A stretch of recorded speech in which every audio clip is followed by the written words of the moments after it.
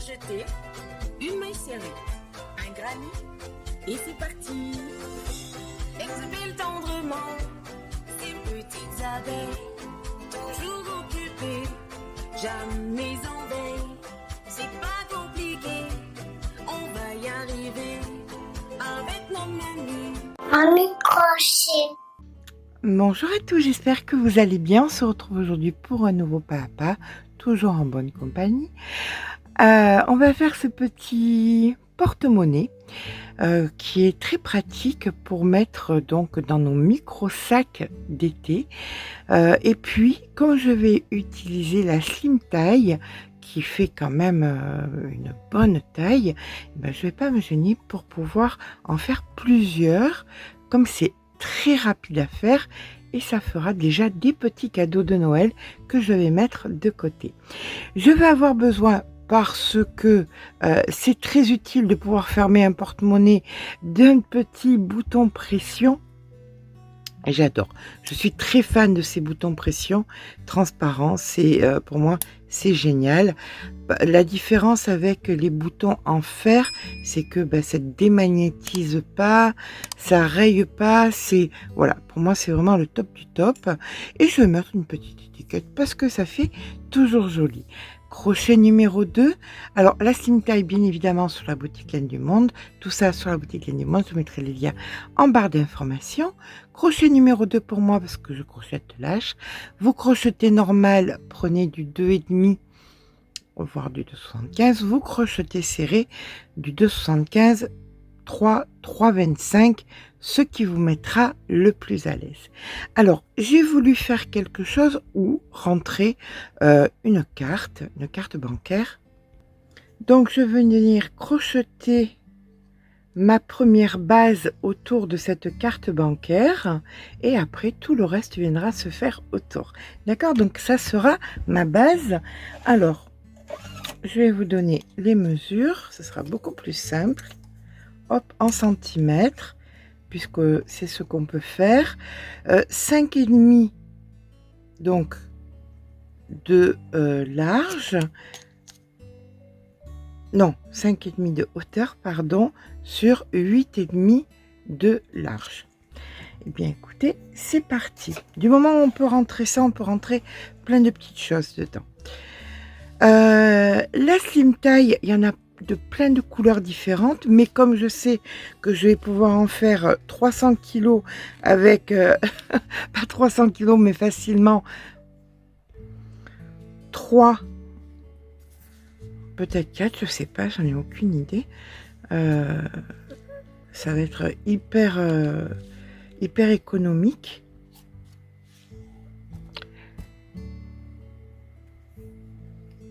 Donc j'ai pris cette couleur, comme ça je vais pouvoir en faire plein. Et puis après on peut les décorer de différentes façons, bien évidemment.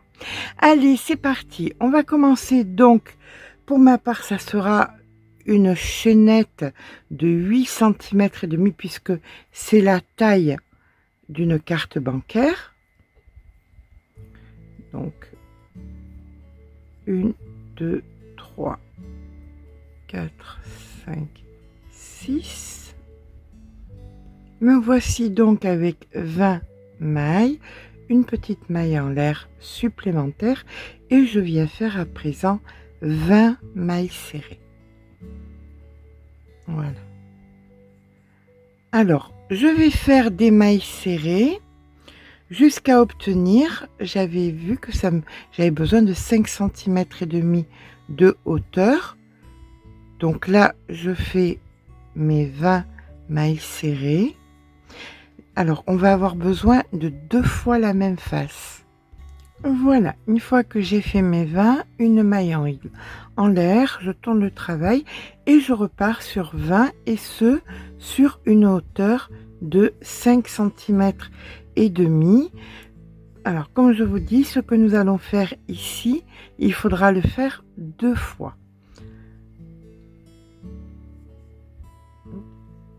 Je vous rejoins quand j'ai donc mes 5 cm et demi de hauteur. Et bien voilà, quand vous avez fait donc le nombre de centimètres que vous avez besoin, sur la largeur que vous aviez besoin. J'ai fait le deuxième, comme ça va aller plus vite. On va pouvoir venir commencer à faire la bordure tout autour. Pour ça, lorsque vous terminez votre rang, vous faites une maille en l'air et vous allez venir donc faire dans chaque point. Vous voyez, vous avez ici, donc pour ma part j'avais 13 rangs, donc je vais faire 13 mailles. Voilà, donc on fait de la maille serrée, dedans, à côté. Je fais ça jusqu'au bout, ici, et je vous rejoins. Voilà, et ici est ma 13e. Alors, je compte bien parce qu'il va falloir que je fasse exactement pareil pour les deux, que j'ai exactement le même nombre, de façon à pouvoir les joindre. D'accord? Donc, quand vous avez, pour ma part, j'ai donc 13 mailles, une maille en l'air. Là, je reviens, je sais que j'en ai 20. Donc, je vais venir faire mes 20. Puis, ici, je ferai une maille en l'air, j'en ferai 13. Une maille en l'air, j'en ferai 20 et on se rejoint juste ici. Voilà, quand on arrive donc à la dernière, on va venir faire une maille coulée dans la première ici. Voilà. Notre maille coulée de fait, on va venir prendre, alors il faut surtout bien faire attention qu'on ait les jolies faces. On a des faces qui sont plus jolies. Celle-ci, par exemple, est plus jolie que celle-ci. On le voit ici au bord. Donc ça sera l'intérieur. Et on fait exactement pareil avec l'autre. Celle-ci étant plus jolie que celle-ci sera l'intérieur. Donc, c'est intérieur, intérieur et les deux extérieurs qui vont venir se joindre. Nous allons faire 1, 2, 3, 4, 5, 6, 7, 8 mailles en l'air et on va venir rejoindre la première. Alors on fait bien attention de ne pas se tromper. Donc la première des 13 et je fais une maille coulée. Ma maille coulée de fait, là j'ai donc rejoint les deux parties. On va venir sur la chaînette et sur la chaînette, on vient faire les deux premières vont être des mailles coulées. Donc une et deux. Les 4 suivantes vont être des mailles serrées. Une,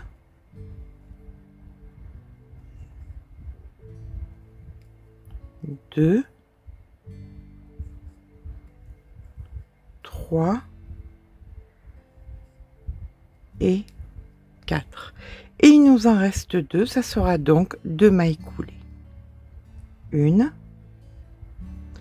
et 2. Donc les premières et les dernières seront toujours 2 mailles coulées et les centrales seront toujours 4 mailles serrées.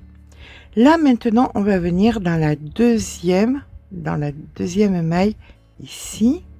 On récupère le fil, hop, comme ceci. On tourne, on fait une maille en l'air. Alors, nous allons faire nos mailles coulées, mais dans le brin arrière. Voilà, alors donc, une, deux, puis les 4 mailles serrées dans le brin arrière, une, deux, 3,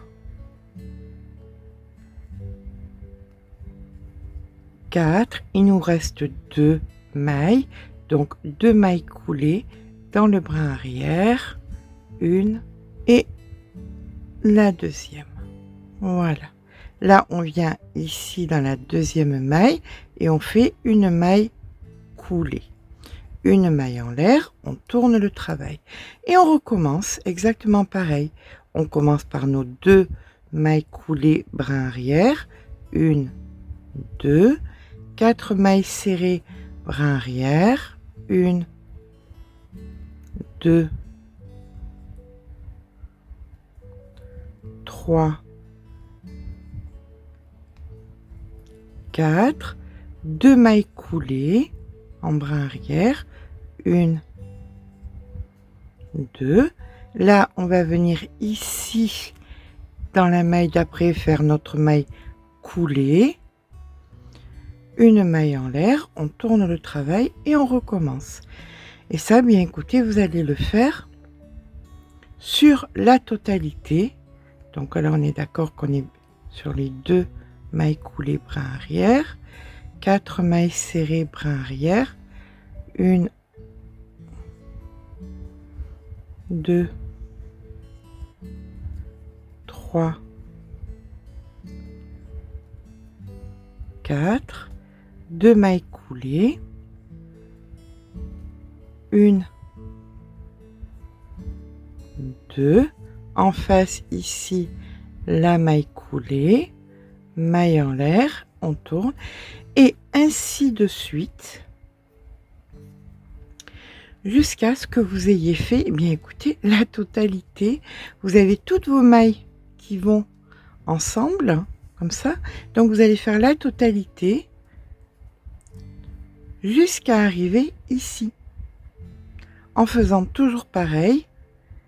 2 mailles coulées, 4 mailles serrées, 2 mailles coulées en brin arrière, on monte, on n'oublie surtout pas de monter, on ne reste pas dans la même maille, et ainsi de suite. D'accord?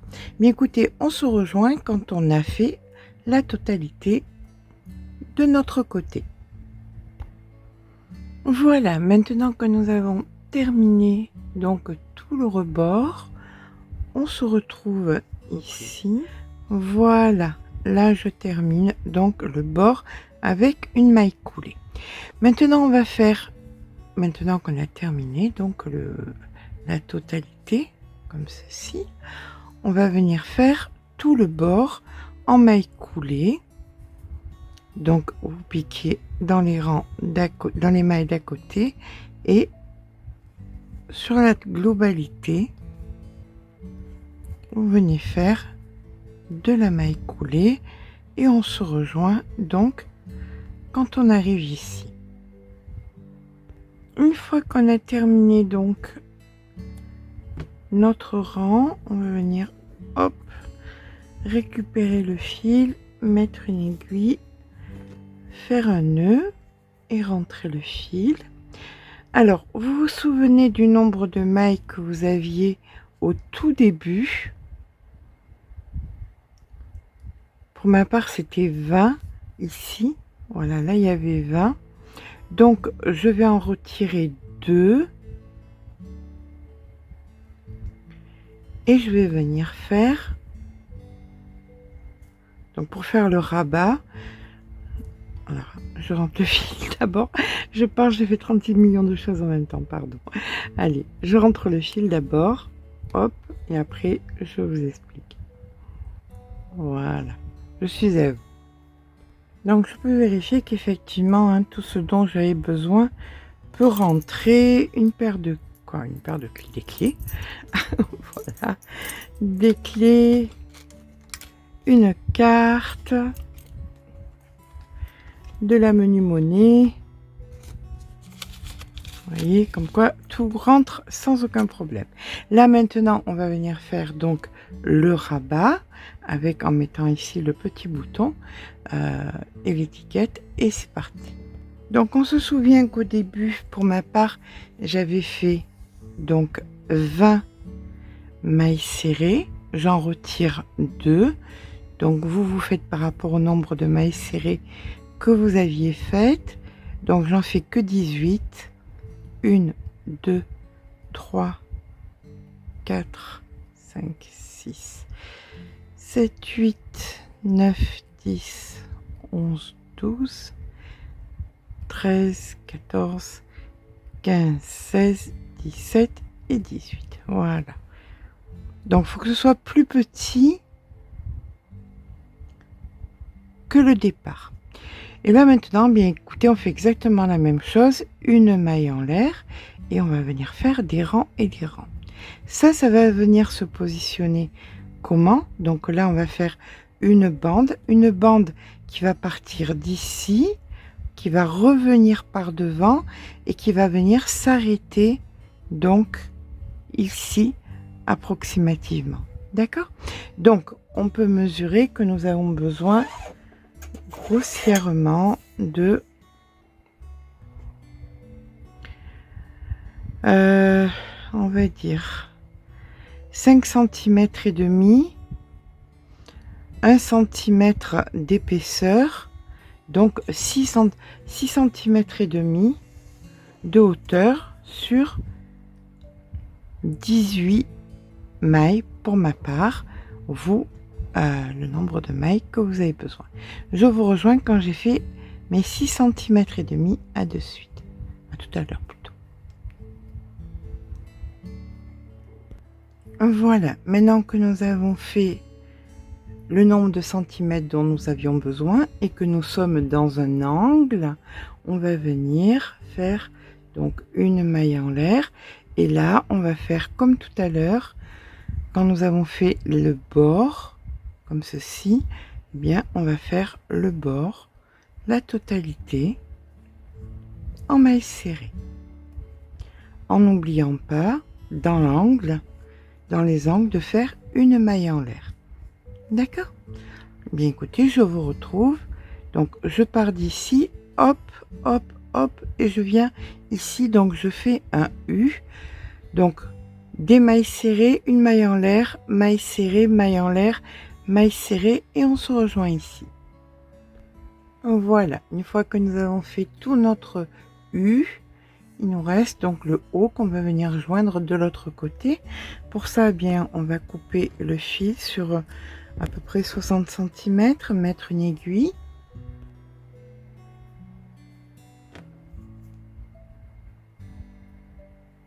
On vient faire un nœud et là, nous allons venir joindre donc ici. Alors,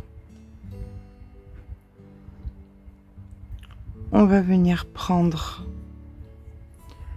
le brin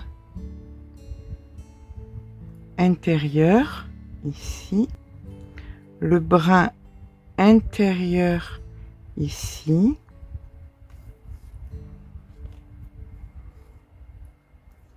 et on va joindre comme ça les deux côtés, brin intérieur ici, brin intérieur ici, et on joint intérieur ici, intérieur ici, et vous joignez donc sur la totalité. Je vous rejoins, et bien écoutez, quand toute cette partie est jointe. Et bien voilà, notre petit porte-monnaie est à présent terminé. J'ai mis donc comme vous pouvez le voir, hop, le bouton pression comme ceci. Par-dessus le bouton pression, j'ai mis la petite étiquette et voilà un porte-monnaie qui nous permet de bonne taille, qui nous permet donc de mettre tout ce dont nous avons besoin et plus encore. Voilà, tout rentre et tout ça peut aller dans un petit sac. Voilà, on peut mettre plein de choses, hein. Il rentre pas mal de choses.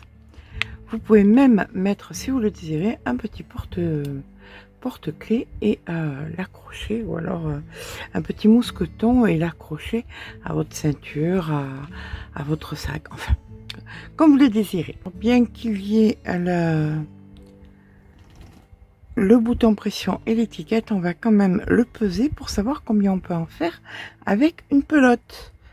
Voilà, donc on est sur 33 grammes bonne nouvelle, ça en fait 9. Avec une seule pelote, vous pouvez faire 9 porte-monnaie. C'est énorme quand même.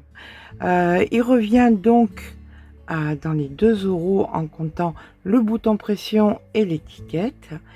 J'espère que ce petit pas à pas vous aura plu. Si c'est le cas, n'hésitez pas à mettre un petit pouce en l'air, ça fait toujours plaisir. N'hésitez pas à vous abonner. Sur ce, je vous fais de gros bisous et je vous dis à très vite pour un nouveau tuto.